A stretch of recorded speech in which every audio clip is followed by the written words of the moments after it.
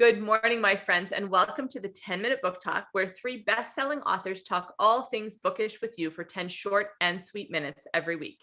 I'm Rachel Linden, and I'm joined by my hostesses, Marie Bostwick and Katherine Reay. And today we have the distinct pleasure of having Lecia Cornwall with us. She writes historical fiction, and she has an exciting new book that's coming out called That Summer in Berlin. So we want to ask Lecia, welcome, Lecia. Thank you for being with us. Thanks for having me. And we want to ask you a few questions about this exciting concept. Real first quick, of all, though, before we do, could you hold it up and congratulations? yes. I think it comes out it came out the 11th, right? It comes out the 11th of October. So Okay. And I think this is the only copy I have. Oh my goodness, it's beautiful. I love that cover. Oh, it's well, I had a fake copy, but I took it out to take pictures in the wild with it, and I dropped it in a stream. So I've got to actually get a new print of the cover and redo my fakey copy. so this is the foibles of being an author. If people only knew. Yes. Oh, well, absolutely. that is a precious Absolutely. copy. Precious copy and a beautiful cover. So can you give us just a short synopsis about the story? Sure. That Summer in Berlin is about a young woman who gets an unexpected chance to go and visit Germany during the Berlin Olympics in 1936, and she's going with her stepsister. Now the Germans are putting on an incredibly magnificent show, and anti-Semitism and violence have all been suspended for the course of the games, and but behind the scenes, there are people who suspect they're already secretly preparing for war, which they are. Someone asked Viviane, who's the heroine, who is a very good photographer, well, can you use your skills to look past all this facade and find out what's really going on? And she's perfect for the assignment because she's an excellent photographer, she's brave and she's bold, and she's going to be the guest of a aristocratic German family. So nobody's really going to suspect that this pretty young tourist with a camera in her hand is actually on a spy mission. So if she can actually reveal what's really going on, she might have a chance to stop another war. But of course, the Nazis are very protective of what they're doing, and so she's paired with a British journalist who is a little bit more reticent than she is, and he's on his own mission, and he just, of course, it turns into a romance in that aspect. And so yes, she's off on her adventure. Wow. Oh, that sounds so fun. It sounds like it has it all. Amazing setting, romance, daring, adventure, spy. Yeah. Sounds awesome. And Katherine is having some trouble. She is in northern Michigan at a little lake cottage, and she is having terrible internet. So she's kind of hopping back on and off. We're just going to carry on. We're just going to carry on. So I'm going to ask her a question.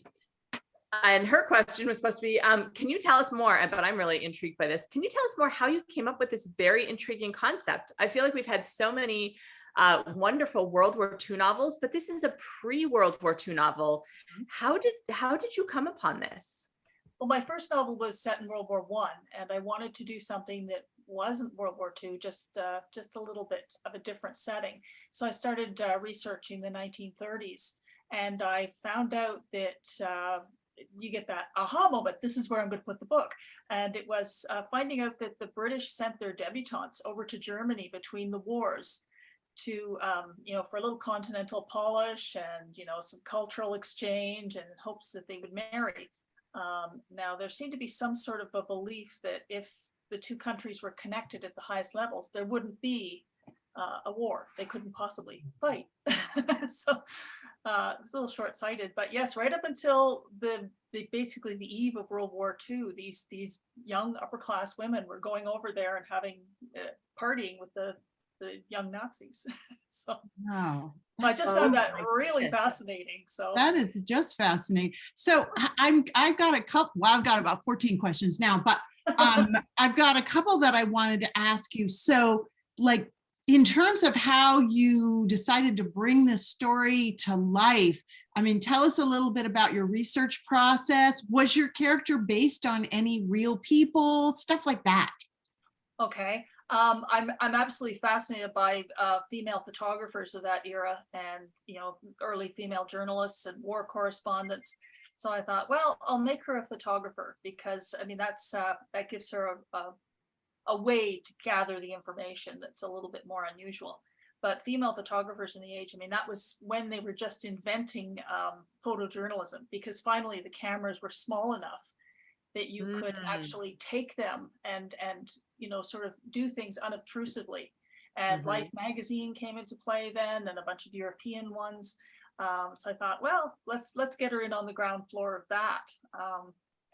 Plus I always wanted to be a photojournalist when I was young. So it was one of my dream jobs, if I couldn't be a writer, of course. But yeah, so that's where Viviane's character came from. Oh, that is so So fascinating. And I'm curious, why did you feel that this particular story was an important story that you wanted to tell? Well, I think that things happen all the time, and people present themselves in a way that people sort of look at the surface and think, okay, fine, this is the way life is. For example, the Nazis saying, we're friendly, we're warm, we're wonderful, we're going to have a wonderful Olympic Games, we want nothing but peace. And yet behind the scenes, they're building concentration camps just a few miles outside of Berlin, while Jesse Owens is running for the gold in the stadium. They're building concentration camps on the outskirts and deporting people and all sorts of things. So I thought that it was important to tell the story, because I mean, people can make a difference in little ways. And by having a strong female character who does that, I'm hoping that, maybe some reader will decide, yeah, I can live my dream too, and I can do something, I can make a difference. So that's hopefully what will happen. What a good reason to write a book. Thank you. One of the many, I'm sure. We wholeheartedly support that reason. And I think the last question we have for you today, Lecia, is what is bringing you joy today? What is bringing me joy today? Well, it's finally raining out here. It's been a very dry summer, and I had somebody here to look at my trees yesterday, because half of them are dying because of the heat. And they said, it needs more water. So I woke up this morning, it was raining, so I was thrilled. Oh, that is lovely. Well, that is a little gift in these hot early fall days. We understand that. Yes. Good. Happy rain is a happy thing. Yes. Well, thank you so much for being with us. We are cheering you on with That Summer in Berlin. Can you just show the cover again so that everybody can see that beautiful cover? The one that didn't fall into a stream. Yes, this one's fine. This one's nice and dry. But thank you so much for having me. And it was lovely chatting with you today. Of course. And join us next week. So run out and get your copy of That Summer in Berlin for a wonderful, atmospheric, intriguing story, female spy photojournalist in pre-World War II Germany. And join us next week for more 10-minute book talk fun. Bye, guys. Bye, everybody.